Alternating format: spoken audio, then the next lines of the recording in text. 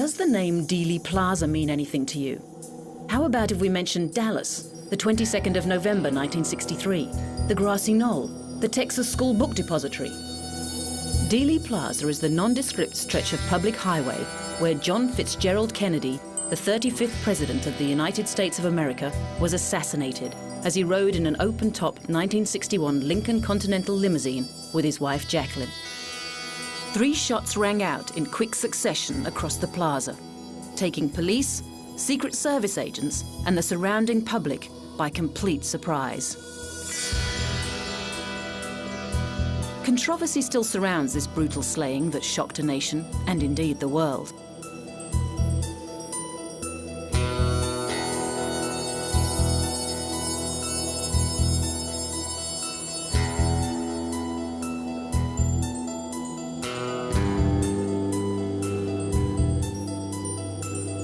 Two days later, the man accused of shooting him, Lee Harvey Oswald, was himself shot dead by Jack Ruby while being escorted by detectives to the county jail.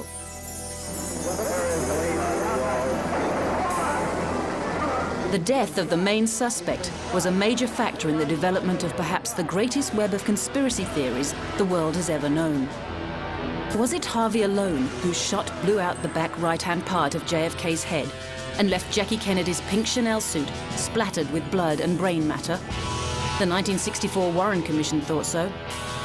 Did he have an accomplice? And who is really to blame? The CIA, the Mafia, the Cubans, the Israelis, the Soviet bloc, organized crime syndicates, Kennedy's Vice President Lyndon Bird Johnson, or the controversial FBI head J. Edgar Hoover?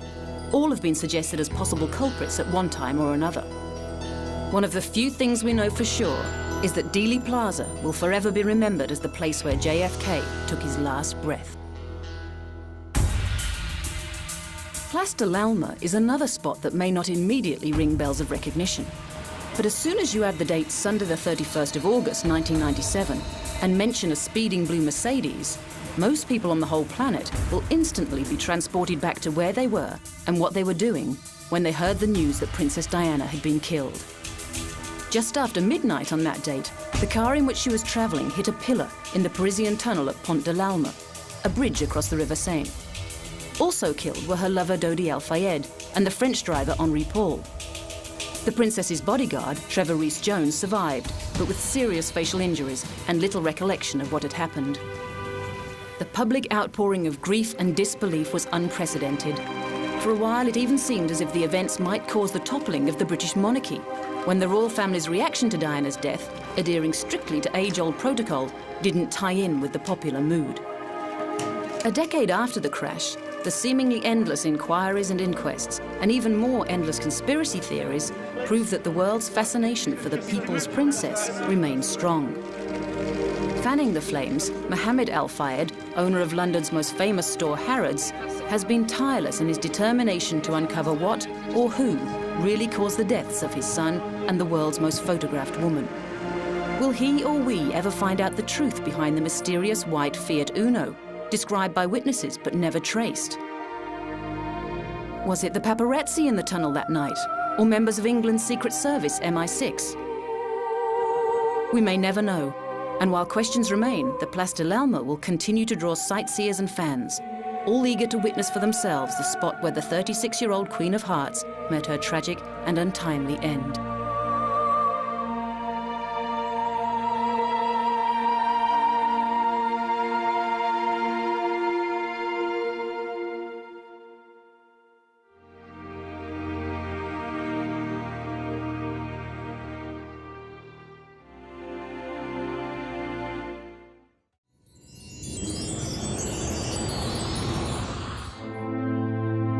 From the 13th of August 1961 to the 9th of November 1989, a thin stretch of land over 150 kilometers long was one of the most infamous spots in the world. It may have been made from concrete and barbed wire, but for 28 years, the Berlin Wall was the world's most visible symbol of the Iron Curtain, physically separating communism from democracy. 43 kilometers of it ran through the middle of Berlin, dividing the Soviet-style German Democratic Republic from the Federal Republic of Germany, which controlled West Berlin. But how did such a complicated arrangement come about in the first place? For the answer to that, we have to go back even further, to 1945. The post-World War II amicable subdivision of Germany into French, American, British and Soviet-controlled sections ran into severe trouble with the advent of the Cold War. By 1961, economic and political tensions had seen so many East Berliners migrate to the West, the East German government erected what they called an anti-fascist protection barrier. Over the next 28 years, the original wire fence was greatly fortified, until in 1975, it became the sophisticated Grenzmauer, 45,000 separate sections of reinforced concrete, each 3.6 meters high and 1.2 meters wide. During the wall's existence, over 200 people were killed trying to cross it. The fall of communism across Eastern Europe eventually led to euphoric scenes as thousands of East Berliners surged through border crossing points on the 9th of November 1989.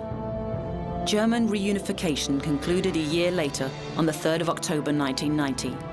Today, all that remains are small sections of concrete memorials to the fact that no wall lasts forever.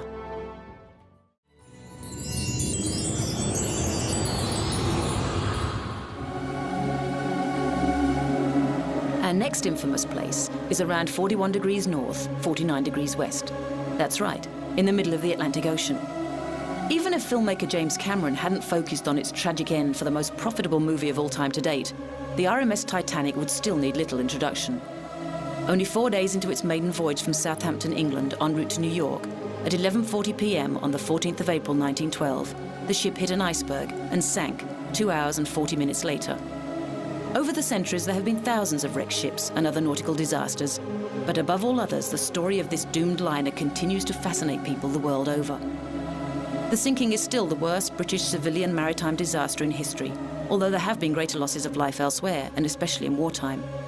Perhaps Titanic's fame is due to the grandiose claims made about the vessel. The biggest passenger steamship at the time of its launch, it was claimed by the Shipbuilder magazine to be practically unsinkable. The transatlantic superliner also boasted the last word in luxury, with opulent staircases, a gymnasium, Turkish bath, squash court, library, and sumptuous restaurant, the Café Parisien. And then, of course, there are all the mistakes that were made during its sinking.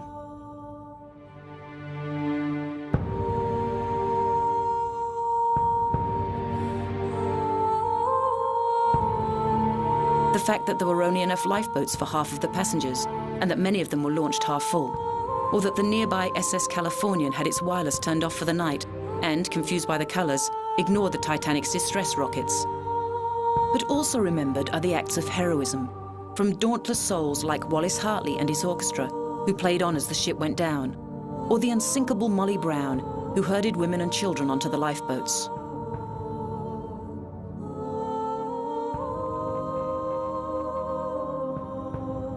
But mostly the Titanic will be remembered for showing so clearly what terrible consequences can arise when mistakes are made out of greed, stupidity, carelessness, and simple bad luck. Although there remains some disagreement as to the exact number, around 1,500 lives were lost that night, needlessly.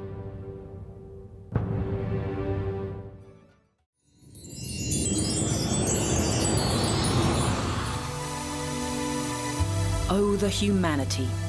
These were the famous words that echoed around the globe as radio reporter Herbert Morrison expressed his raw shock and horror on witnessing the terrible scenes at New Jersey's Lakehurst Naval Air Station on the 6th of May, 1937.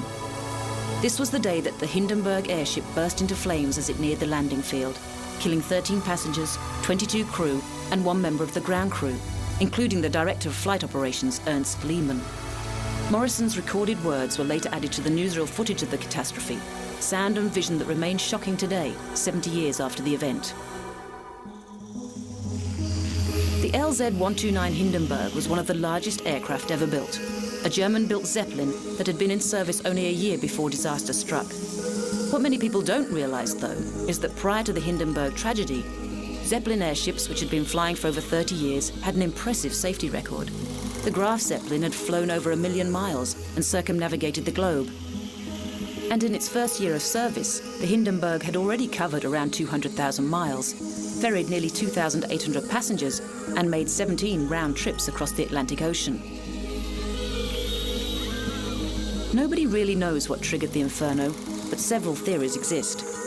Many have blamed the fact that the craft was filled with the highly flammable hydrogen rather than helium, due to a United States military embargo on the less volatile gas.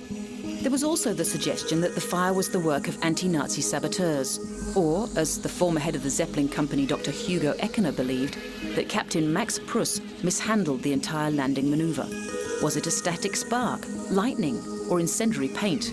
What is certain is that the stunning and widely seen footage of the accident sounded a death knell for the giant passenger-carrying airships, after a golden age that had lasted for almost 40 years.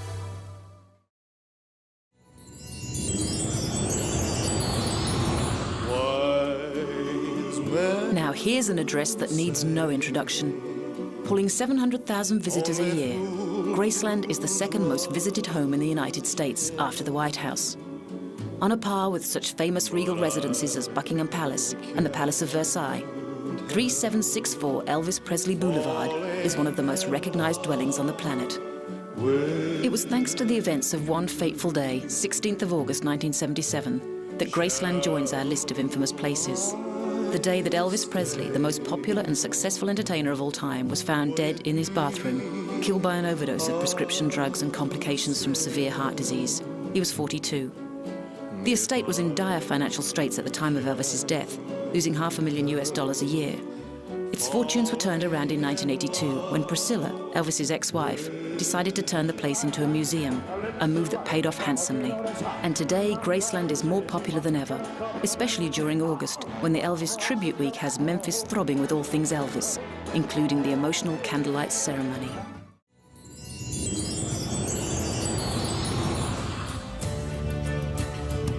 On Tuesday, the 1st of March, 1932, the Lindbergh farm in Hopewell, New Jersey, became the center of an investigation that was to be remembered as the criminal case of the century.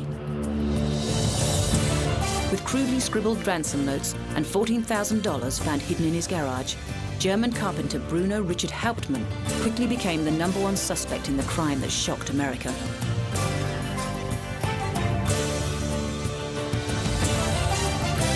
After a 5-week trial in New Jersey, Hauptmann was found guilty of kidnapping and murdering Charles Augustus Lindbergh Jr., 20-month-old son of world-famous aviator Colonel Lindbergh.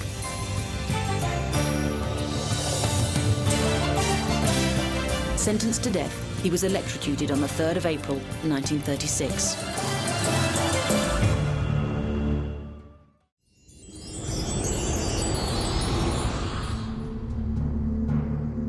In the mid-1950s, the Suez Canal was one of the most strategically important waterways in the world. Britain no longer needed it to protect its ever-dwindling empire, but it was a vital oil route, with 2/3 of Europe's oil passing through it by 1955. In July 1956, Egypt nationalized the canal, leading to a 250,000-strong Anglo-French-Israeli invasion. On the 29th of October, Israeli paratroopers and ground forces attacked the Sinai Peninsula, while British and French troops launched Operation Musketeer 2 days later, attacking Egypt by air and sea. Egyptian President Nasser responded by sinking 40 ships in the canal, closing it to all traffic. The 70,000 Egyptian forces were quickly overwhelmed, but world opinion labeled the invasion an act of aggression. The invading forces had made the fatal error of not securing American support for the offensive. And, even more significantly, Soviet Union leader Nikita Khrushchev threatened to intervene on the Egyptian side. The United States appealed to the United Nations. The General Assembly passed the Uniting for Peace resolution and ordered a ceasefire leading to the end of hostilities in March 1957, and the first ever introduction of a UN peacekeeping force. The whole affair was a political debacle for Britain and France, and greatly marked their decline as global powers.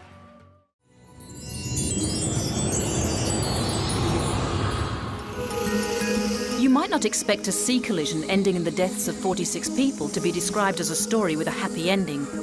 But there were another 1,660 crew and passengers who survived the sinking of the Andrea Doria, thanks to a well-orchestrated and speedy rescue operation, which saved this maritime disaster of July 1956 from being another Titanic.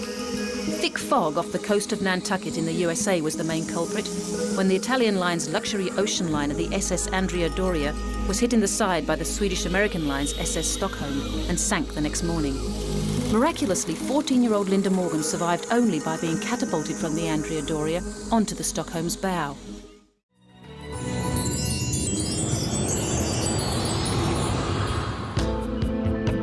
Even before famous resident and former President Bill Clinton put Little Rock, Arkansas on the map, the American town hit the headlines for different political reasons.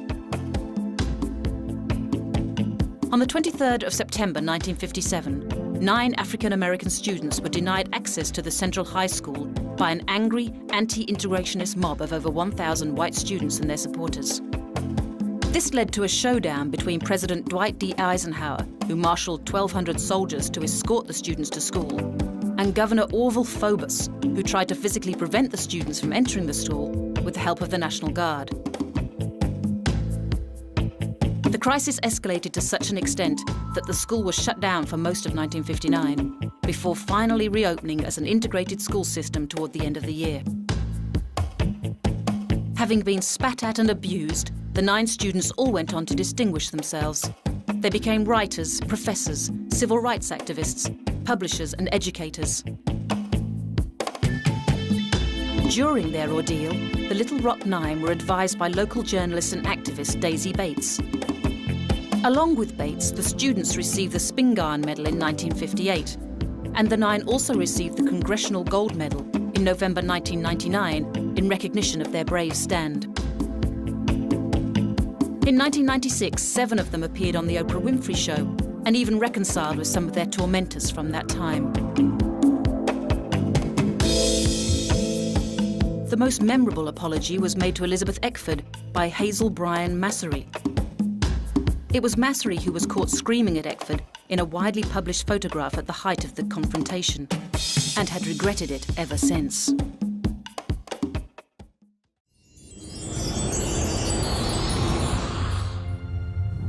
In a world of infamous places, there is one instantly recognizable name that inspires more dread and horror than any other: Hiroshima. On the 6th of August 1945, the US B-29, dubbed the Enola Gay, flew over the Japanese city and at 8:15 a.m. local time dropped a nuclear bomb called Little Boy. The plane was piloted by 509th Composite Group Commander Colonel Paul Tibbets and was launched from an airbase in the West Pacific, 6 hours flight time from Japan. The bomb, a gun-type fission weapon with 60 kilograms of uranium-235, exploded about 600 meters above the city, killing at least 80,000 people outright and completely destroying nearly 70% of the city's infrastructure. An estimated 60,000 further deaths occurred in the following months, and thousands have also died since then of illnesses caused by the bomb, such as radiation poisoning. The city of Hiroshima was targeted for several reasons. It was large, with a population of approximately 255,000. It was surrounded by hills, which focused the bomb's destructive power, and it housed important army bases, including the headquarters of the 5th Division and the 2nd General Army, which commanded the defense of all of southern Japan.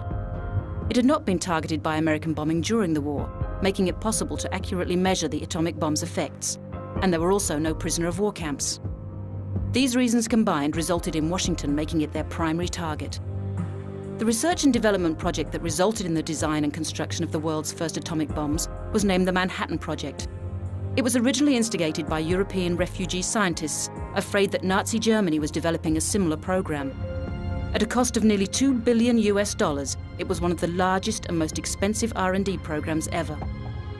Following the first atomic bomb test detonation in New Mexico in July, the Little Boy bomb was dropped on Hiroshima by the armed forces of the United States of America under President Harry S. Truman, as was Fat Man, the second bomb detonated over Nagasaki 3 days later, killing an estimated 74,000 people.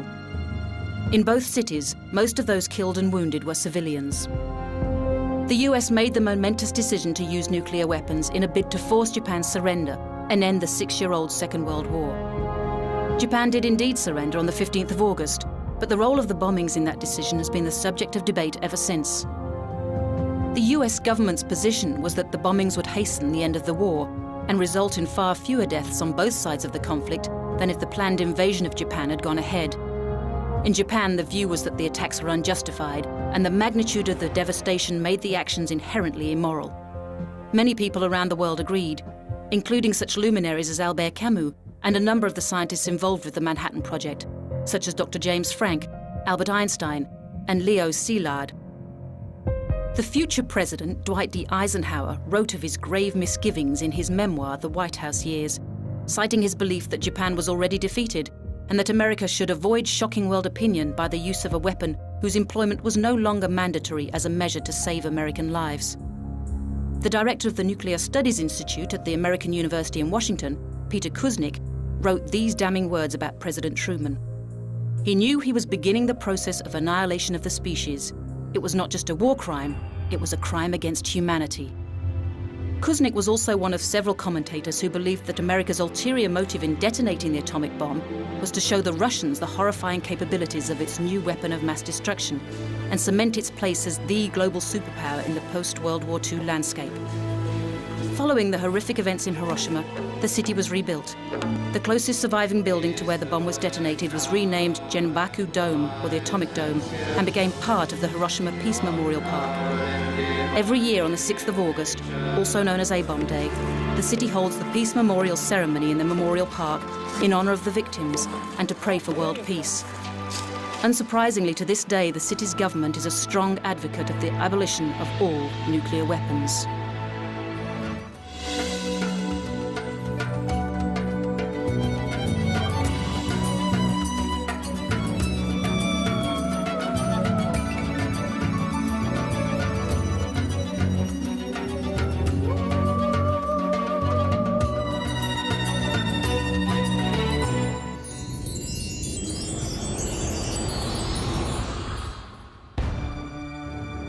There are certain dates that are etched into the American national consciousness. The 4th of July, 1776, the date of the signing of the Declaration of Independence, is one of the earliest. One of the most recent is, of course, September the 11th, 2001, a date that needs no explanation. And then there is the 7th of December, 1941, a day President Franklin D. Roosevelt described to the US Congress as a date that will live in infamy. On this particular Sunday morning, the naval forces of the Empire of Japan carried out a surprise attack on the US naval base at Pearl Harbor in Hawaii, resulting in an overwhelming Japanese victory and the long-awaited entry of the United States of America into the Second World War, 2 years after it broke out in Europe. The ambush resulted in heavy losses for the Americans. There were 2,403 dead and 1,178 wounded. They lost 188 aircraft, 5 battleships, 1 mine layer, and 3 destroyers were either sunk or badly damaged. The Japanese got off much more lightly, with 64 dead, 1 captured, and the loss of 29 aircraft and 5 midget submarines.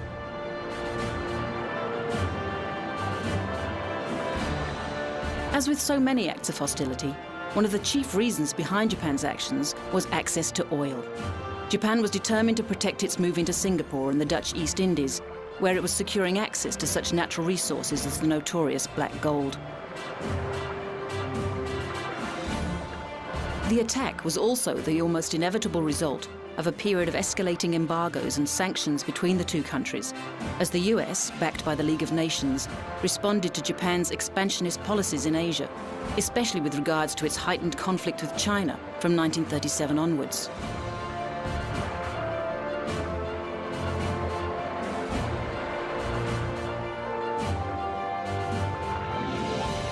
The air raid attack on Pearl Harbor began at 7:48 a.m.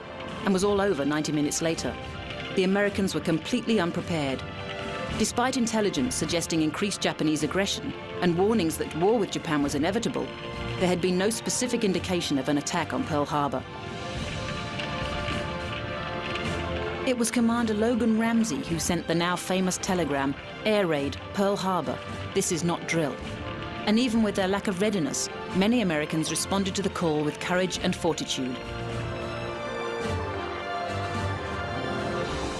One of the most well-documented single defenders was Doris "Dorrie" Miller, a ship's cook, who without any training in the use of the weapon, took over an unattended aircraft gun and fired on the attacking planes, even while his ship was being bombed.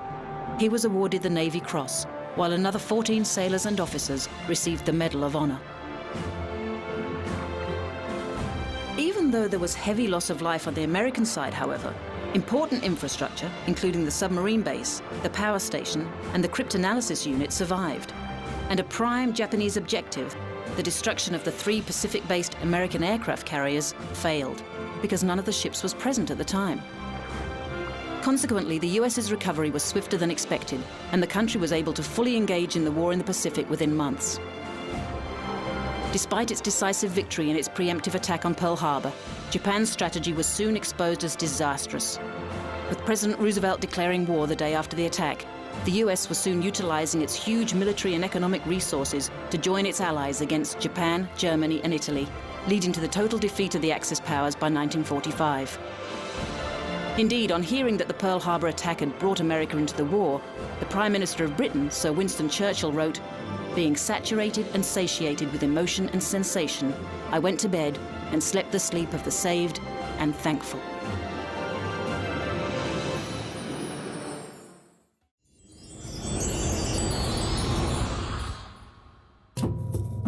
On the 1st of August 1966, student Charles Joseph Whitman killed his wife and mother before barricading himself in the tower of the University of Texas in Austin. From there, the so-called Texas sniper began shooting, killing 14 people and injuring 29, before being shot and killed himself by Austin police. Suicide notes were inconclusive, but the brain tumor revealed in Whitman's autopsy led to speculation that this was the cause of his actions.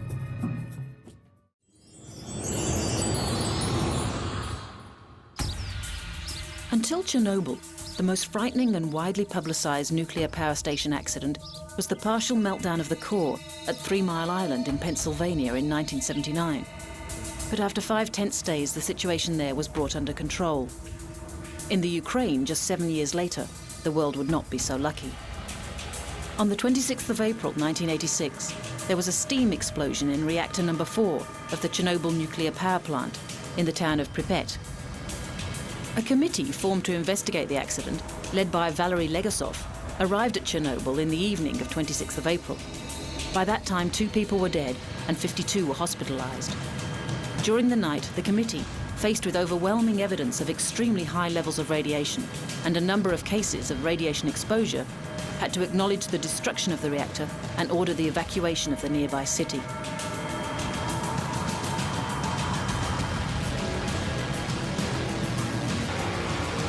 To date, it remains the worst ever accident of its kind, although it is difficult to pinpoint the number of deaths it caused, or is still causing today, due to the nature of radiation sickness and Soviet secrecy. What is known is that 336,000 people were evacuated and resettled, and the radioactive fallout drifted far and wide, affecting parts of the Western Soviet Union, Eastern, Western and Northern Europe, and even as far away as Eastern North America. The most badly contaminated areas were in the Ukraine, Russia and Belarus, with the latter country receiving about 60% of the fallout. Why did it happen? The power plant was still relatively new, construction having begun only a decade earlier. Reactor number 4 was only 3 years old, and plans were still underway for the construction of reactors number 5 and 6. It is clear that human error had a lot to do with the catastrophe. Procedures weren't followed, safety systems were switched off, and operators were inexperienced and insufficiently trained. But there has also been much finger-pointing at alleged flaws in the reactor's design, particularly the all-important control rods. It is also thought the damage was so widespread because the reactor was built with only partial containment due to its large size and as a cost-cutting exercise. And yet there is one most unexpected silver lining to the events at Chernobyl. Though the sarcophagus covering reactor number 4 is deteriorating rapidly, threatening a fresh disaster, the exclusion zone, having been deserted by humans, has become a haven for wildlife, with many species of fauna previously never seen in the area, plentiful and thriving.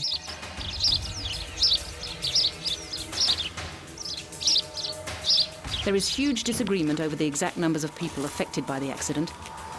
The Chernobyl Forum gave a conservative estimate of around 9,000 deaths and predicted deaths from cancer, while a Greenpeace report argued the numbers in Belarus, Russia and the Ukraine alone could account for up to 200,000 deaths between 1990 and 2004.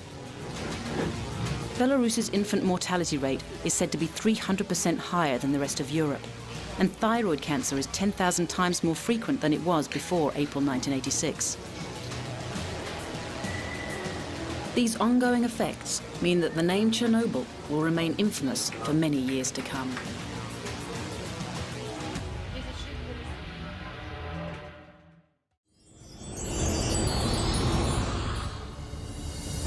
place was the New London School in Texas. The date was the 18th of March, 1937. The event was the deadliest ever to take place in a US school building. Despite the Great Depression, New London was a prosperous town, thanks to an oil find 7 years earlier, and the school had been constructed for the princely sum of $1 million. But still, shortcuts were taken. To save money, the natural gas contract had been cancelled, and a tap had been installed into a residue gas line. This would be the school's undoing. Being odourless and colourless, leaking gas had been causing the students headaches, but was undetected until that Thursday afternoon in March. Triggered by the switching on of an electric sander, the explosion destroyed the school, killing at least 300 people. The blast actually blew the roof off the school. As it crashed back down, it caused the entire building to collapse. Aid was swift and plentiful, with parents, the Texas National Guard, and even Boy Scouts taking part in the heartbreaking task of recovering the bodies. One mother didn't make it, succumbing to a heart attack on discovering her daughter had been literally blown to pieces. Even reporters were drafted in to help. A young Walter Cronkite was on one of his first assignments and was later to say, "I did nothing in my studies nor in my life to prepare me for a story of the magnitude of that New London tragedy. Nor has any story since that awful day equaled it."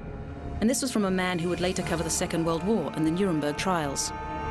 2 years later, a new school was completed, which kept the name New London until 1965. Since then, it has been known as the West Rusk High School. A lawsuit brought against the gasoline company and the school found neither could be held responsible. But some good did come of the tragedy. To prevent such a thing from ever happening again, it was ruled that strong-smelling thiols be added to natural gas so that any leaks could be discovered quickly. It was a practice that soon took off around the world.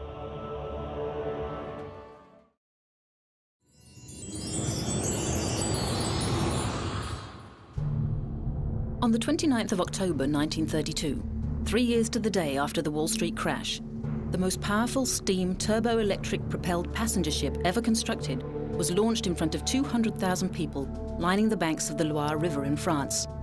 But the infamous place associated with the French line's SS Normandy would be on the other side of the world, New York Harbor to be exact, in 1942.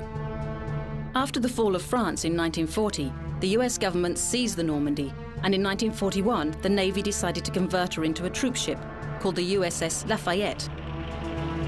But on the 9th of February the following year, as she was moored at Manhattan's Pier 88, the sparks from a welding torch ignited the K-pop used to stuff the thousands of life jackets stored in the first-class dining room.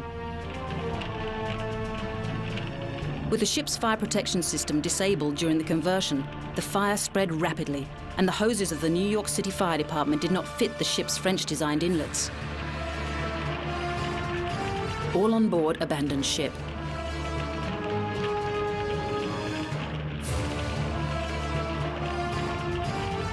As firefighters on shore and in fireboats poured water on the flames, the ship developed a dangerous list to port due to the greater amount of water being pumped onto the seaward side of the vessel by fireboats. The ship's designer, Vladimir Yorkovich, had been at the scene and had suggested opening the seacocks, thus flooding the lower decks and causing the ship to settle the few feet to the bottom of the dock. Thus stabilized, water could be pumped into the burning areas without the risk of capsize. However, this suggestion was not acted upon. Around 2:45 a.m. the next morning, the ship capsized, crushing a fireboat as she went over. It was a year before the expensive salvage operation could finally right the Normandy, but the proposed restoration was deemed simply too costly. Yorkovich wanted to restore her in a cut-down version, but could find no backers for his plan. She was sold to the salvage company for just over $160,000 and scrapped a mere 4 years later.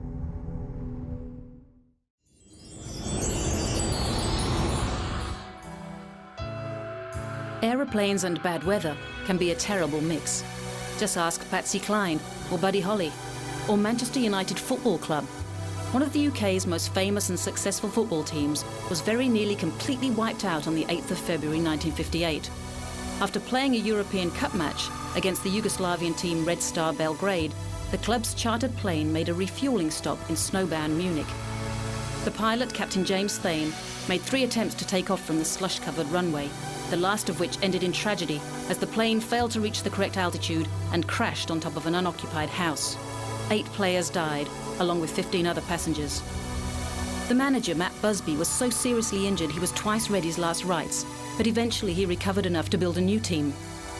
But Captain Feyed, originally blamed for the accident and not exonerated until 1968, died of a heart attack in 1975, aged only 53.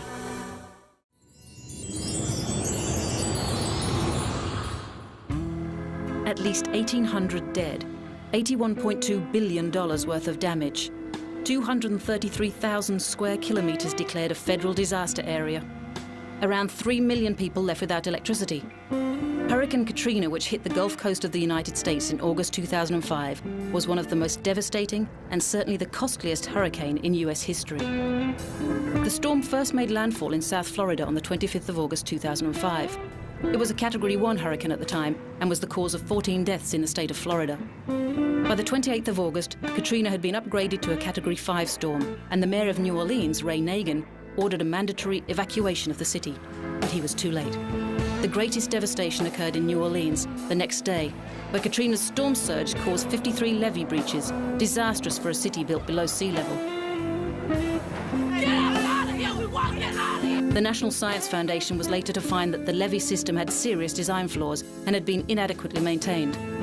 Approximately 80% of the city was flooded, and at least 700 bodies were plucked from the water. Around 26,000 people unable to evacuate the city took shelter in the Louisiana Superdome, which suffered substantial damage itself. It was also the site of mayhem and confusion as people struggled to access food, drink and facilities, and reports of violence and abuse began to circulate. 6 deaths were confirmed at the venue. The effects of this natural disaster were so widespread and so devastating that the emergency services were unable to cope. Much criticism was made of the response from local, state and federal government, which led to a United States Congress investigation. In particular, blame was placed on Mayor Nagin and Louisiana Governor Kathleen Blanco for not implementing a timely evacuation plan and being generally unprepared to provide those ordered to shelters with food, water, sanitation and security. The only bodies not to face criticism were the National Hurricane Center and the National Weather Service, which were both widely praised for both the accuracy and long lead times of their forecasts. The international response was strong, though, with countries like Kuwait and South Korea sending millions of dollars in aid. A sign of the city's recovery was the reopening of the Superdome in September 2006, when the city's football team, the New Orleans Saints, played the Atlanta Falcons. Before the match, rock superstars U2 and Green Day joined forces to serenade the crowd in the opening ceremonies.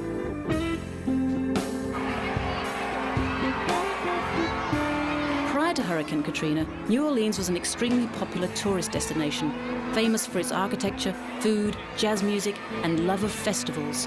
In particular, the annual Mardi Gras. Just over 5 months after Katrina, the 2006 parade went ahead with many references to the city's recent history, the costumes and floats making pointed allusions to such bodies as the Federal Emergency Management Agency, whose director, Michael Brown, resigned following the disaster.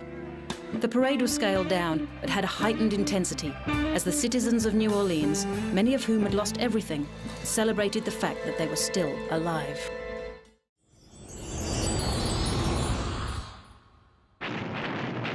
The 1st of September 1939, 4:45 in the morning. This was the exact time that the Second World War began. There may have been no formal declaration of war on Germany's part, but that didn't stop its battleship, the Schleswig-Holstein, beginning the Battle of Westerplatte in Gdansk in Poland. Having anchored in the channel while pretending to make a courtesy visit to the region, the ship started shelling the Polish garrison, expecting German military superiority and the advantage of a surprise attack to lead to a swift and decisive victory. Things didn't quite turn out the way Hitler had planned, however, with the bombardment carrying on for several days and the Germans sustaining heavy losses. There were approximately 2,600 German soldiers involved in the battle against a Polish garrison of only 205. The Poles were defeated finally by exhaustion and dwindling food, water, ammunition and medical supplies. The Poles formally surrendered on the 7th of September, but the invasion had already prompted the UK, France, Australia and New Zealand to retaliate, all officially declaring war on Germany 4 days earlier.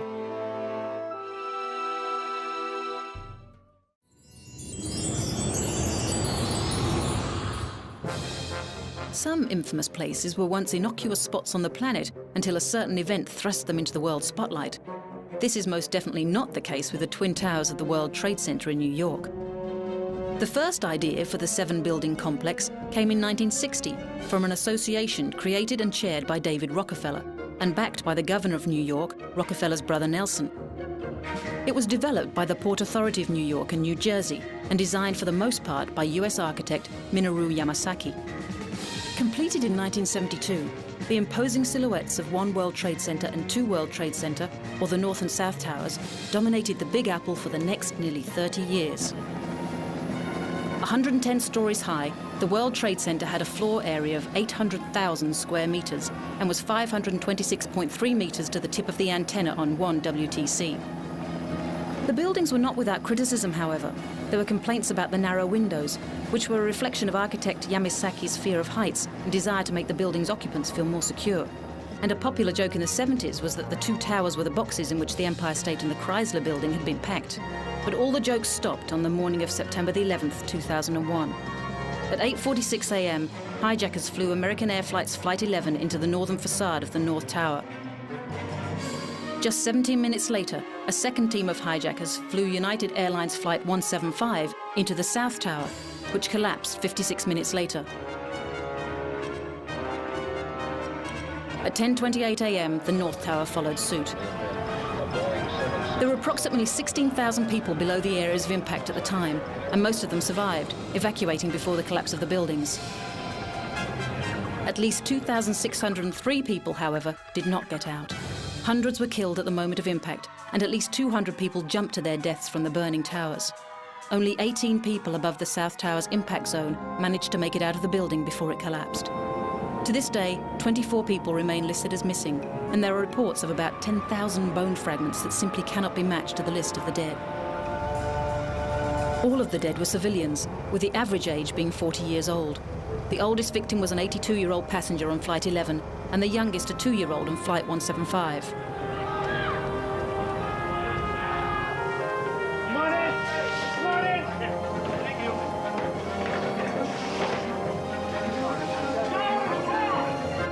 The Twin Towers weren't the only scenes of destruction on that day.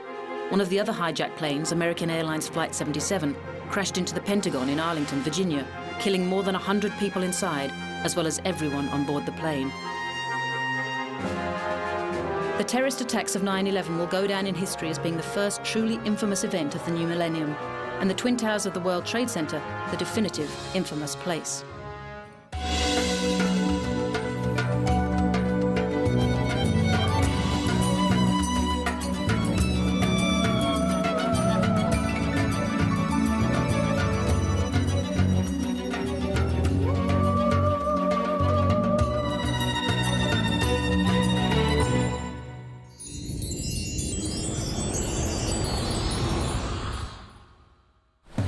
On the 26th of December 2004, the second largest earthquake ever recorded on a seismograph, between 9.1 and 9.3 in magnitude, took place under the Indian Ocean off the western coast of Sumatra. Over 8 minutes in duration, the quake was also the longest lasting, as well as the 8th deadliest natural disaster ever recorded. It triggered a number of tsunamis that became known in some parts of the world as the Asian tsunami and in others as the Boxing Day tsunami. Following the sudden vertical rise of the seabed, the waters receded from the shores of such countries as Indonesia, India, Sri Lanka and Thailand, and then poured back in with devastating effects. Like all tsunamis, the phenomenon behaved very differently in shallow water than it did in deep water. Far out at sea, the waves moved quickly and were small and hardly noticeable. But the massive displacement of water in the shallows nearer the shoreline slowed the tsunami's speed considerably and resulted in a succession of huge waves, which rolled inland in roughly 30-minute cycles. The third was the biggest and the most cataclysmic, with waves up to 30 meters high destroying towns and villages and traveling up to 2 kilometers inland. The force of the waves was calculated to be the equivalent of 5 megatons of TNT. That's over twice the entire explosive force used during all of the Second World War, including the atomic bombs at Hiroshima and Nagasaki. The 1,600-kilometer fault line stretched from north to south, so the waves with the greatest impact were the ones traveling to the east and west. This meant that countries like Bangladesh, which is a low-lying country at the northern end of the Bay of Bengal, and therefore quite near to the quake's epicenter, reported only 2 deaths after the capsize of a tourist boat. Other countries are not so lucky, and distance was no guarantee of safety. Somalia, 4,500 kilometers away on the northeastern coast of Africa, lost nearly 300 people, and a further 5,000 were displaced. The worst hit country was Indonesia. While exact numbers of casualties are impossible to gauge, original estimates put the number of deaths at around 170,000. Although in 2005, the Indonesian health minister updated that total to 220,000. In the northern provincial capital of Banda Aceh, one of the hardest hit areas, there were 30,000 deaths. The casualties in India, Thailand and Sri Lanka also numbered in the thousands, with the overall estimated loss of life near to 300,000 and within the vicinity of 1.7 million people losing their homes. Unable to resist the force of the water, children made up at least a third of the casualties, while relief agencies reported that 4 times as many women were killed as men, as they waited on beaches for their fishermen husbands to return. Tourists also suffered badly, with Europe particularly affected. Sweden and Germany confirmed over 500 deaths each. Amongst those dead were 14-year-old Lucy Holland, the granddaughter of English film director Richard Attenborough, and the fashion photographer Simon Attlee. Brazil lost its diplomat, Luis Ameo de Benedicto Davola, who, with her young son, died in Phi Phi, Thailand. Amongst all the horror, though, there were some amazing stories of courage, resilience, and quick thinking. Before the tsunami hit northern Phuket in Thailand, a 10-year-old British schoolgirl called Tilly Smith spotted the warning signs of the receding ocean and, remembering her geography lessons, alerted her parents to the danger. They raised the alarm, and everyone on the beach was safely evacuated. Because the effects of the disaster were felt on such a global scale, and the news images were so horrifying, the amount of aid sent to the stricken areas was unprecedented, amounting to $7 billion. But the physical, psychological, and political ramifications were so profound that while relief was swift and for the most part well orchestrated, the recovery process will stretch on for decades.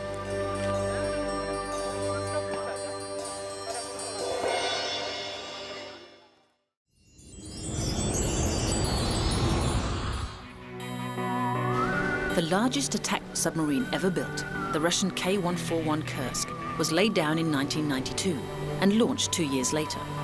154 meters long and 4 stories high, she had a diving depth of between 300 and 600 meters. The sub was commissioned as part of the Russian Northern Fleet and was the last of the Oscar II class submarines designed and built in the Soviet era. In August 2000, the Kursk set out on a dummy torpedo drill, along with 3 other attack subs, the fleet's flagship, Peter the Great, and some smaller ships. At 11:28 local time on the 12th of August, the Kursk fired the first of its dummy torpedoes at the flagship. But there was an explosion. The cause is the subject of much debate. Was it due to defects in the experimental torpedo? Or was it in fact the result of a collision with another sub, possibly a foreign vessel, as many believe? The explosion measured 2.2 on the Richter scale and caused the Kursk to sink over 100 meters to the bottom of the Barents Sea. A second explosion, twice as powerful as the first, occurred a couple of minutes later. Though most of the submarine's crew were killed outright in those first 2 explosions, 23 of the 118 crew members aboard survived in compartment 9, the one furthest away from the blasts. But despite rescue attempts from British and Norwegian naval teams, these men could not be reached in time and also died. While Russian authorities tried to claim that their survival was brief, notes found on the body of Captain Lieutenant Dmitry Kolesnikov suggested that he and his men had hung on for hours. Also found in compartment 9 were potassium superoxide chemical cartridges, which are used to absorb carbon dioxide and chemically release oxygen. This suggests the crew members had survived for several days before a flash fire used up the rest of the oxygen, leading to death by asphyxiation.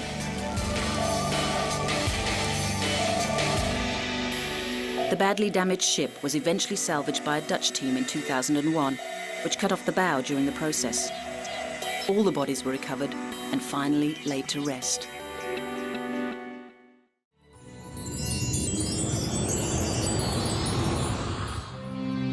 The 11th of May 1985 was supposed to be a day of celebration for the Bradford City Football Club, as it marked the English team's triumph as winners of the 3rd Division trophy.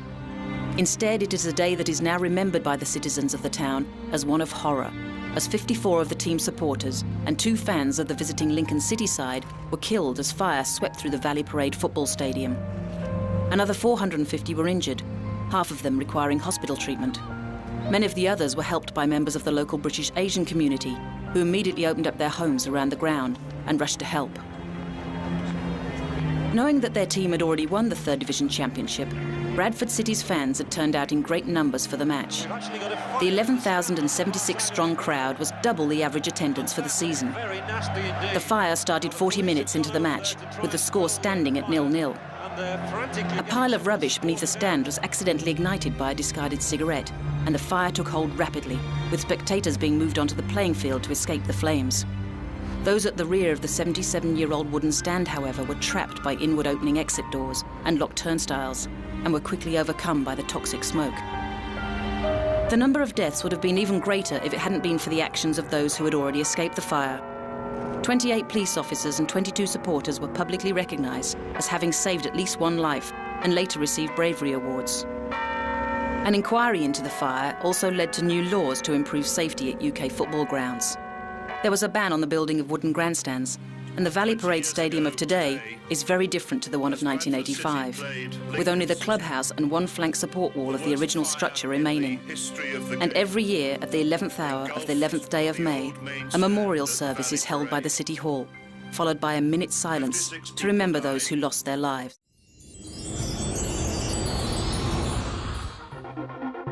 Located in the Cascade Range and part of the Pacific Ring of Fire, the active stratovolcano Mount St. Helens in Skamania County, Washington, may look peaceful enough now, but climbers have learned not to be complacent where it is concerned, knowing that at any time its trails may again be closed to them, like they were after the 18th of May 1980. The volcano's most infamous eruption, causing the deaths of 57 people and 7,000 big game animals, was the deadliest volcanic activity ever in the United States. It was also the most economically destructive event of its kind, with the loss of 250 homes, plus the destruction of bridges, roads and railway tracks. An earthquake 2 months earlier had started the seismic activity, leading to a 5.1 magnitude quake on the 18th of May. The massive eruption saw the entire north face of the mountain collapse, and the resulting debris avalanche was the biggest in recorded history. When it was all over, the mountain's summit had been reduced by 400 metres to 2,550 metres. In the years since the 1980 eruption, the mountain has continued to change.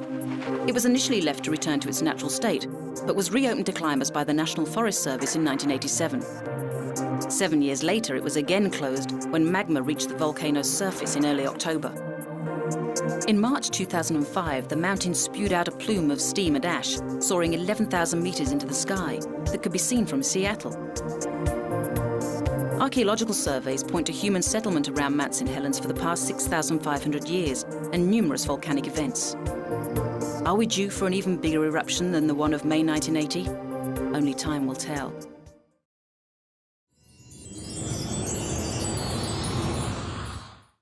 This is the balcony of the Lorraine Motel in Memphis, Tennessee. It was here at 6:01 on the evening of the 4th of April 1968 that the Baptist minister and civil rights movement leader, Dr. Martin Luther King Jr., was shot in the throat. Boys and white girls and sisters and brothers, I have a dream today. He was pronounced dead little more than an hour later at St. Joseph Hospital. King is one of the most loved and revered figures in recent American history. In his lifetime and posthumously, he was the recipient of numerous awards and prizes. In 1964, at the age of 35, he became the youngest person ever to receive the Nobel Peace Prize. One of the main reasons King received such recognition was because, like Mahatma Gandhi before him, he espoused the philosophy of non-violent civil disobedience. This sometimes led to conflict with other African American leaders who believed in more direct means of protest. Malcolm X called the 1963 March on Washington for Jobs and Freedom the farce on Washington, when its original focus on the desperate conditions faced by African Americans in the South was altered. King was one of the central figures who capitulated to President Kennedy's desire to make the march less strident in tone. In the end, the march was still a great success, with more than 250,000 attending. As news of King's death spread, there was a wave of riots in some 60 cities across America. On the 9th of April, 5 days after the shooting, President Lyndon B. Johnson declared a national day of mourning. The crowd who attended his funeral on the same day numbered 300,000 and included politicians like future President Richard Nixon and JFK's younger brother, Senator Bobby Kennedy, who would himself be cut down by an assassin's bullet only 2 months and 2 days later. During King's funeral, his close friend Mahalia Jackson sang his favorite hymn, "Take My Hand, Precious Lord," and the eulogy was given by the man himself. A recording was played of his noted drum major sermon from the 4th of February 1968, in which he requested that his honours should not be recalled, but that he had tried to feed the hungry, clothe the naked, and love and serve humanity. King's influence and prestige has only grown in the years following his assassination. Every year on the 3rd Monday of January, close to his birthday on the 15th, America celebrates Martin Luther King Jr. Day as a public holiday.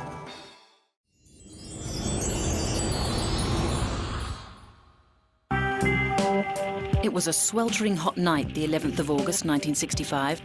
At about 7:45, California Highway Patrolman Lee W. Minicus pulled over Marquette Fry at the corner of 116th and Avalon in the Watts area of Los Angeles on the suspicion of drunk driving.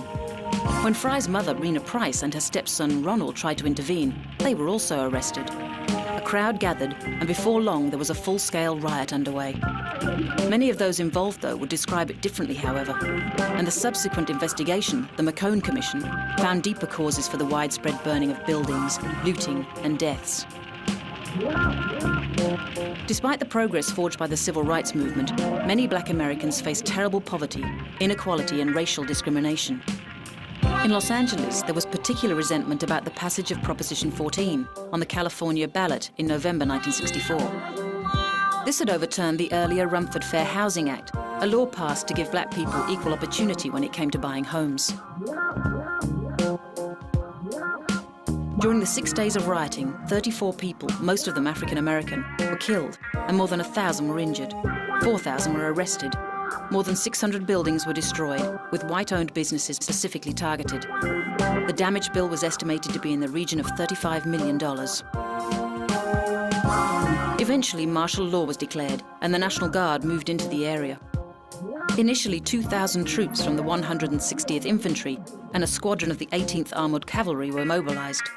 They were followed 2 days later by the rest of the 40th Armoured Division, and the next day by more troops from Northern California. In all, the National Guard presence numbered 15,000 men. They put a cordon around a large area of South Los Angeles, and the rioting was all but over by the Sunday night. After the riots, the government response was minimal, and little effort was made to address the problems or repair the damage. And it is probably no coincidence that the radical organization, the Black Panther Party of Self-Defense, formed in the state the following year.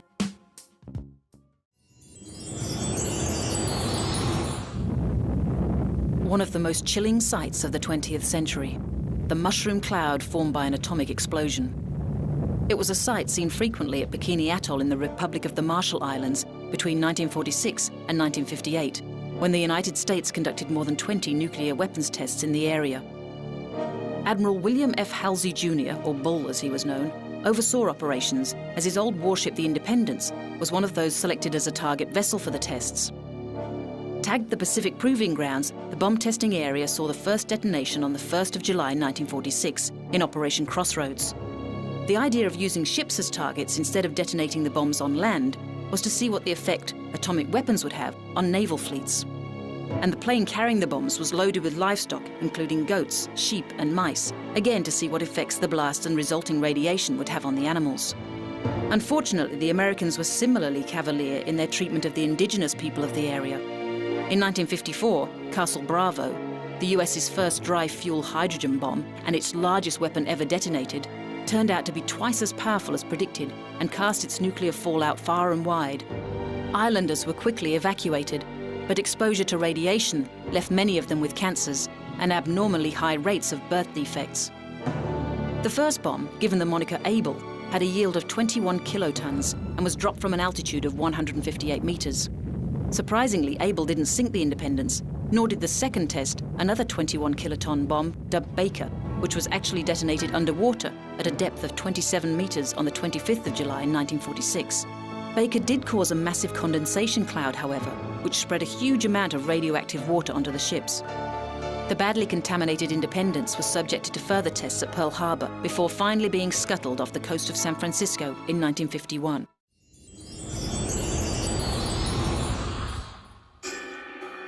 He's been dead for over 3,300 years, and yet his image is still instantly recognizable. The Egyptian boy king Tutankhamun ruled from 1333 BC to 1324 BC until his death at the age of only 18. This early demise meant for years historians wondered whether he'd been murdered, but a CT scan in 2005 suggested the most likely cause was gangrene following a badly broken leg.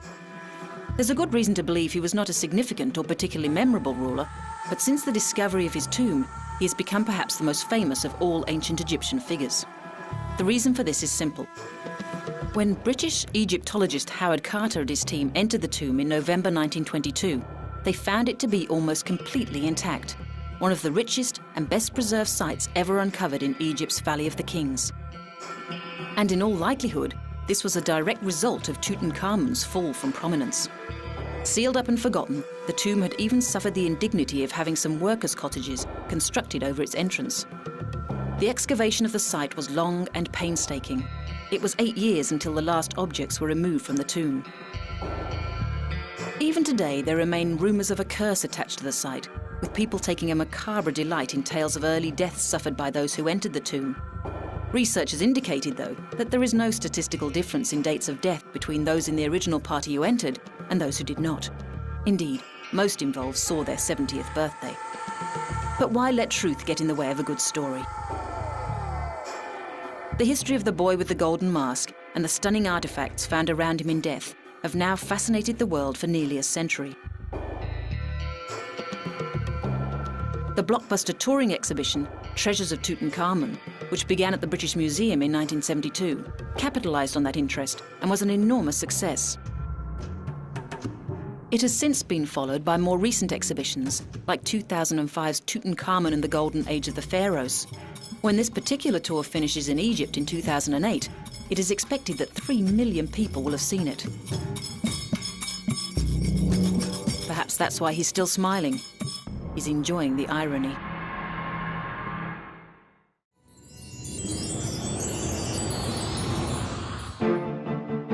It wasn't just the place, but the day itself that was infamous for King Alexander I of Yugoslavia.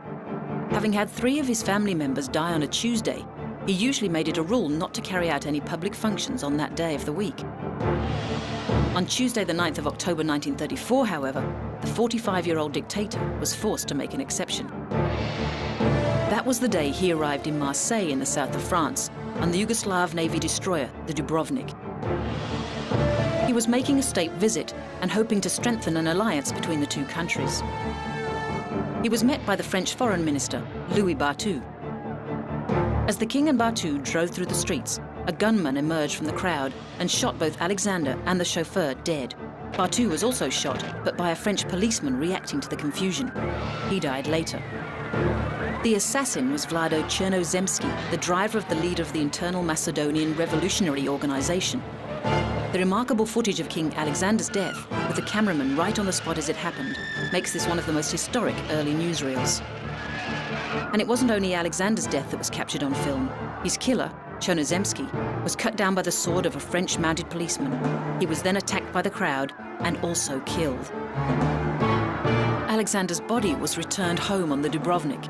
He was buried at the Memorial Church of St. George, which had been built by his father, before eventually being transferred to a mausoleum in Beograd, as his will stipulated. Yugoslavia was then ruled by a regent, Prince Paul, until the signing of the tripartite pact with the Nazi-led Axis powers in 1941.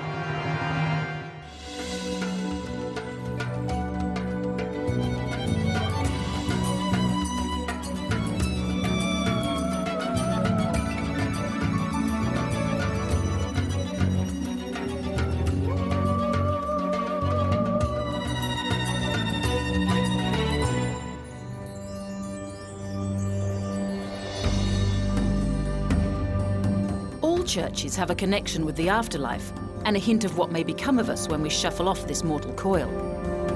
But few places of worship make the link between religion and death quite so apparent as the Cemetery Church of All Saints in Sedlik, which is a suburb of Kutna Hora, right in the center of the Czech Republic. The chapel, also known as the Kostnica Ossuary Beinhaus, is decorated with the bones of an estimated 40,000 human skeletons. The bones have been arranged in all sorts of forms and furnishings. The vaults are framed by great garlands of human skulls. There is a chandelier that is said to contain at least one example of every single bone in the human body. There are coats of arms, literally. How did this come about? It may look as if it's the legacy of some bloodthirsty medieval count, a memento left behind by Vlad the Impaler or his ilk. But the truth is a simple case of overcrowding. After a 13th century abbot returned from the Holy Land with soil from Golgotha, which he sprinkled over the cemetery, the site became the most desirable graveyard around. Many skeletons were exhumed to make room, and the resulting pile of bones was eventually put to ornamental use by the monks. Today, Sedlik has turned its most infamous place into a tourist destination. It even has a gift shop, so that those of a macabre bent can bone up on a little history themselves.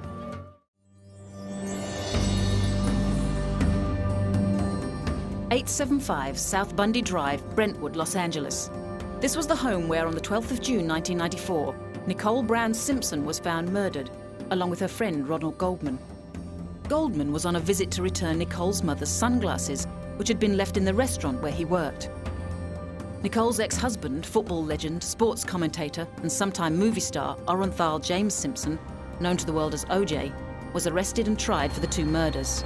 But not before a slow-speed police chase of Simpson on Interstate 405, following his failure to turn himself in, and the release of a letter he wrote to the media denying involvement in the crimes, but suggesting he was considering suicide. 4 days after the chase, Simpson appeared in court for his arraignment and pleaded not guilty to the two murders. The following trial lasted for 9 months and attracted so much global publicity that it was dubbed the trial of the century. The court case made many of the people involved in it familiar figures. The judge, Lance Ito, found himself the subject of television comedy parodies. Prosecutor Marsha Clark and leading member of the defense team, Johnny Cochran, also found themselves in the spotlight. Although there was a great deal of DNA evidence against Simpson, in the end it seemed as if the prosecution's case rested on its ill-advised choice of having Simpson try on one of the blood-soaked gloves implicated in the murders. Perhaps it had shrunk due to the blood or following a freezing and thawing process. Perhaps it is true that Simpson had stopped taking arthritis medication, resulting in a swelling of his joints. Or maybe he simply wasn't guilty. Whatever the reason, the glove clearly did not fit, and the jury took only 3 hours of deliberation before acquitting him on both charges. Amidst talk of a racially charged issue, mishandling by the prosecution, and a stunned reaction from relatives of the murder victims, Simpson walked away a free man. As to count one, is this your verdict? Any reaction? No comments. However, in February 1997, the case took an even more bizarre turn when a civil jury in Santa Monica found Simpson guilty of the wrongful death of Goldman, as well as battery against both Goldman and Nicole Simpson. And the file is still not closed. A body of evidence now suggests Simpson's son Jason from his first marriage was the real murderer. He was 24 at the time of the murders and had a history of rage-filled psychotic episodes. And controversy flared again when Simpson attempted to publish a book called If I Did It in 2006, another twist in the long and tawdry drama surrounding the murders at South Bundy Drive.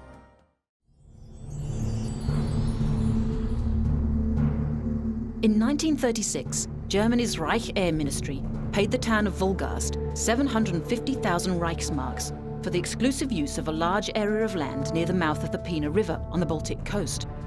2 years later, it had nearly completed a facility which included an army research center and a Luftwaffe test site. The Heeresversuchsstelle Peenemünde, abbreviated as HVP, became one of 5 military proving grounds and the site for the development of several World War II guided missiles. The most notorious was the world's first operational liquid fuel rocket, the V2, known to its designers as the A4.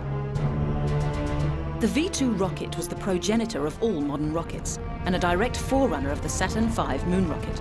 It was the first ballistic missile and the first man-made object launched into space. It also took an extraordinary amount of testing to get right. When finally used against the Allies in World War II, V2 rockets were responsible for the deaths of around 7,000 people, but 20,000 had died during construction of them. Most of those were slave labor workers from the Mittelbau-Dora concentration camp. As Roy Irons pointed out in his book, Hitler's Terror Weapons, however, by 1943 the Germans were doing so badly in the war that Hitler was determined to press on with testing the weapon in order to build German morale and show his troops the war was still winnable. But still the testing gave rise to embarrassments and mistakes. In April 1943, the commander of the SS, Heinrich Himmler, came to Peenemünde with the intention of taking control of the research and development program in order to expand his power base. But before he could indulge in the inevitable power play with the leaders of the program, Walter Dornberger and Werner von Braun, a faulty test saw one of the rockets land on Himmler's own plane, and it was back to the drawing board for the rocket once again. From the original missile design to the day the V-2s were finally put into production, 65,000 changes were made. In August 1943, the Allied forces bombed Peenemünde, causing disruption and the loss of several months of development.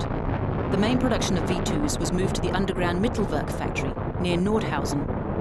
War shortages also had an effect. Testing had begun in March 1942, but unexplained in-flight disintegrations resulted in an 80% failure rate. There was a veritable litany of errors, such as rockets exploding at liftoff, noses breaking off, and steam generators misbehaving.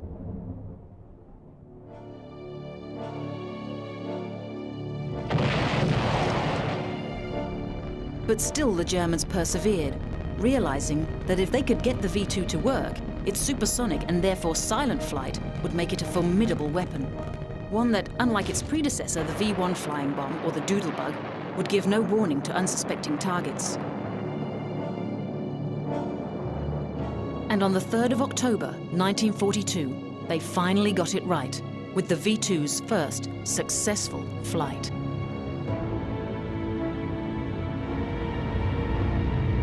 Just over 6,000 V-2s were built, and as many as 3,225 were launched against Allied territory, beginning in September 1944, with attacks on the recently liberated Paris. Other targets included Belgium, England, and the Netherlands, with Antwerp and London being the hardest hit. Around 2,700 civilians were killed in London, with the last British civilian to die being 34-year-old Mrs. Ivy Millichamp at her home in Orpington. Despite this, overall the V-2 lacked effectiveness. Its guidance systems weren't sophisticated enough. At $2 billion US, the program was extremely expensive, and basically it all came too late. What the program did do, though, was to lay the foundations for the space race that would take off only a few short years later.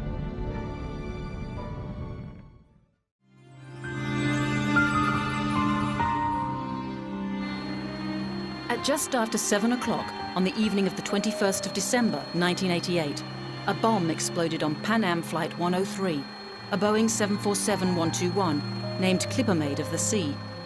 The aeroplane had taken off from Heathrow Airport and was en route for JFK in New York.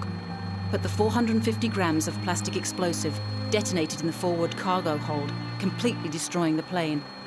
Victims and debris were scattered over a huge stretch of southwest Scotland, with both wings and some of the fuselage landing on Sherwood Crescent in the small town of Lockerbie. Everyone on board was killed, as well as 11 people on the ground. In 2001, Libyan intelligence officer Abdel Basset Ali Mohamed al-Magrahi was jailed for life for the planting of the bomb, although he has always claimed his innocence.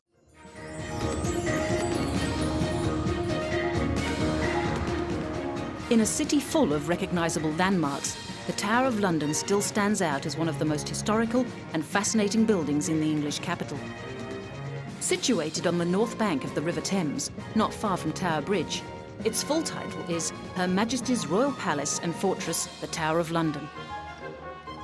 The most familiar part of the building is the original White Tower, the square fortress constructed by William the Conqueror in 1078. Today, the tower is first and foremost a tourist destination, famous for its yeoman warders, or beefeaters. They have patrolled the grounds since 1485, when first installed as Henry VII's bodyguards. Now, while they officially protect the crown jewels, they mostly serve as guides to the thousands of tourists who visit the tower every year. In 2007, the first ever female beefeater, Moira Cameron, joined their ranks. But the tower wasn't always such a jolly place to be. On the contrary, it has a long and often macabre history. Its original use was as a fortress, palace, and prison, particularly for high-profile or religious captives. The tower was used as a residence by such monarchs as Richard the Lionheart, Henry III, and Edward I. It was Henry who made it a significant royal palace and constructed palatial buildings inside the Inner Bailey. It remained a royal dwelling until the time of Oliver Cromwell in the 1650s. Its most infamous use, however, was as a prison and place of torture and execution. The roll call of those beheaded in its grounds includes two wives of Henry VIII, Catherine Howard and Anne Boleyn. The latter's ghost is said to walk around the tower with her head tucked underneath her arm. Other famous captives included Sir Walter Raleigh, Guy Fawkes, and even Queen Elizabeth I, who was held for a couple of months in 1554 on suspicion of being involved in Wyatt's rebellion.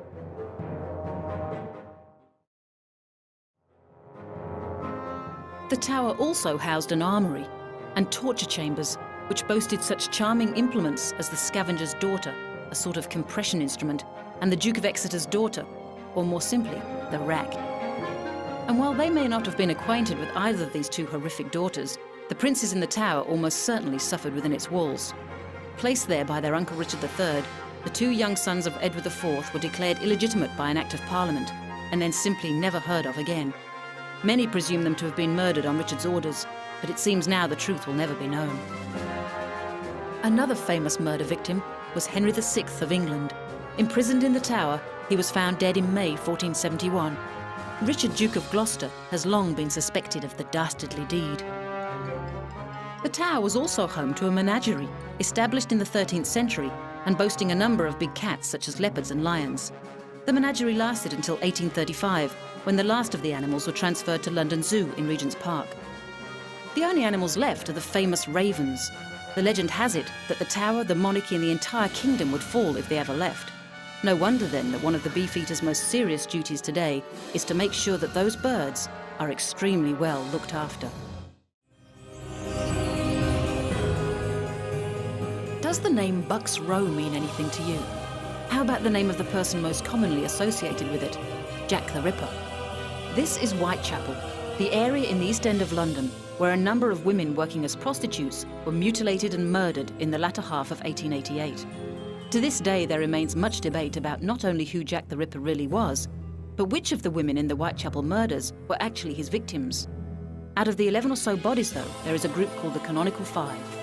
Mary Ann Nichols, nicknamed Polly, was the first of these, killed on the 31st of August, 1888. Her body was discovered in the early hours of the morning on Bucks Row. Bucks Row, which has since been renamed Durward Street, was a back alley in Whitechapel, a couple of 100 metres away from the London hospital. Some of the original buildings and brickwork still exist today, including the low brick wall stretching east from the board school, where Polly's body was found.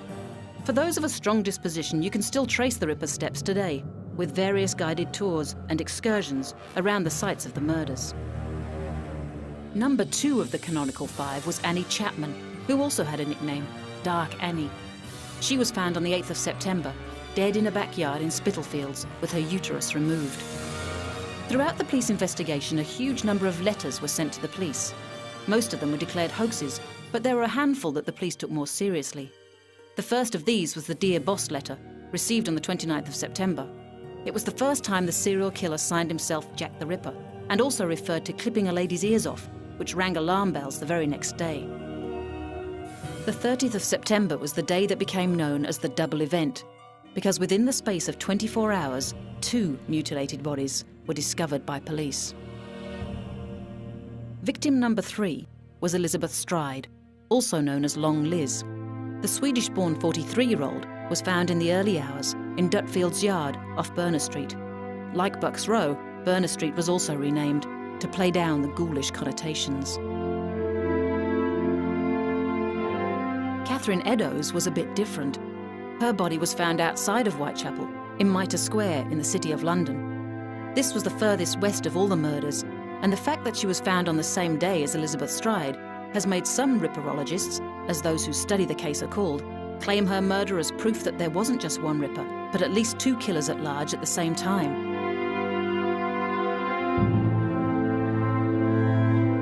It was Eddowes' corpse, however, that persuaded the police that the Dear Boss letter was probably genuine.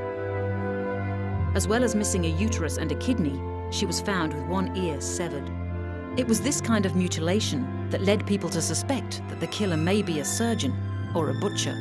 The next missive attributed to the killer was the Saucy Jack postcard, which was delivered on the 1st of October and referred to both ear removal and the so-called double event of the previous day. Those details were already known by journalists, however, and so the card could still have been a hoax. With such widespread publicity and reporting of the murders, citizens were understandably nervous. And one of them, George Lusk, led the Whitechapel Vigilance Committee to patrol the streets at night. It was to Lusk that the next letter was addressed. It is widely thought to be the most probably authentic epistle, largely because it arrived accompanied by a box containing half a human kidney preserved in alcohol. The writer made a gruesome claim about the other half. "I fried and ate it," the letter said. "It was very nice." The last of the canonical five was Mary Jane Kelly, nicknamed Ginger. She was the only one of them found indoors, discovered on the bed in her single room at Miller's Court in Spitalfields. Her corpse was the most mutilated so far, with her heart being completely removed and many other internal organs taken out of her body and left around the room. Even with contemporary technology, we are still no closer to solving the mystery, and the list of possible suspects seems only to grow as the years go by. Will we ever know the truth?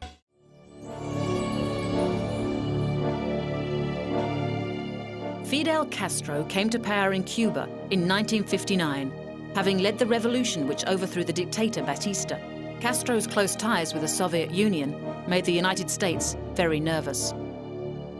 Following covert attempts to topple Castro, an economic embargo, and the failure of the US-backed Bay of Pigs invasion by Cuban exiles in April 1961, this mistrust and unease led to a terrifying standoff later that year. It became known to the Russians as the Caribbean Crisis, to the Cubans as the October Crisis, and to the US and its allies as the Cuban Missile Crisis, the closest the world has ever come to nuclear war. Tensions rose when the United States deployed 15 Jupiter nuclear missiles in Turkey. A Jupiter's range of 1,500 miles meant that they were a direct threat to Moscow. The Russians reacted immediately, and US reconnaissance planes sent out on the 14th of October spotted missile launching sites being constructed in Cuba. The incriminating photographs were shown to the new President John F. Kennedy, who had succeeded Eisenhower in January. The escalating crisis soon became a baptism of fire for the 44-year-old president. Kennedy called a meeting of the Executive Committee of the National Security Council. To halt this offensive buildup, a strict quarantine on all offensive military equipment under shipment to Cuba is being initiated. All ships of any kind bound for Cuba, from whatever nation or port, will, if found to contain cargoes of offensive weapons, be turned back. Eschewing a surgical airstrike and resisting pressure from the Joint Chiefs of Staff for an all-out invasion, Kennedy decided that the best course of action was a naval blockade of Cuba. Although for reasons of international law, the term quarantine was used instead of blockade. Over the next few days, the Russians, via diplomat Andrei Gromyko, continued to deny the presence of any missiles in Cuba. But the U-2 reconnaissance planes reported that 4 Cuban sites were not only built, but fully operational. The Soviet Union's President Nikita Khrushchev labeled the quarantine an act of aggression. And amidst no let-up in the work on the missile sites, the Cubans prepared themselves for a US invasion. By the 25th of October, the crisis was at a head, with the US at defense readiness condition, DEFCON 2, for the first time in history, and the Soviets showing no signs of backing down. By the 27th of October, Castro was ready to fight, and he drafted a letter to Khrushchev calling for a preemptive strike on the United States. He also issued a directive that all Cuban anti-aircraft weapons should fire on any US aircraft. Previously, that order was only for groups of 2 or more aircraft. Khrushchev, however, remained calm, and the next morning he broadcast a message on Radio Moscow, offering a new solution to the crisis. Khrushchev promised to remove the Cuban missiles if the Americans agreed to remove the Jupiters from Turkey, despite Turkey's continued insistence that they wanted the missiles to stay. During the next ExComm meeting, President Kennedy pushed for an agreement to Khrushchev's proposal, but his advisors were against it, as they thought it would undermine NATO and Turkey. Around midday on the 27th, a US Lockheed U-2 plane was shot down in Cuba, adding to the tension. But Kennedy, despite earlier promising to launch an attack if that happened, held tight. By the end of the day, the US had drafted a letter to the USSR suggesting that they remove the weapons system from Cuba in exchange for the US removing the naval quarantine and promising not to invade Cuba. No mention was made of Turkey, but there was an unofficial agreement that the weapons in Turkey would be voluntarily dismantled after the standoff was resolved. The Americans didn't really expect a positive response to their message, but after the intervention of the United Nations, at 9 a.m. on the 28th of October, Khrushchev aired another broadcast on Radio Moscow, agreeing to dismantle the Cuban missiles and return them to the Soviet Union. The crisis was over, although many believed that the result was a compromise. But considering how close the world got to all-out nuclear war, a few bruised egos were a very small price to pay, indeed.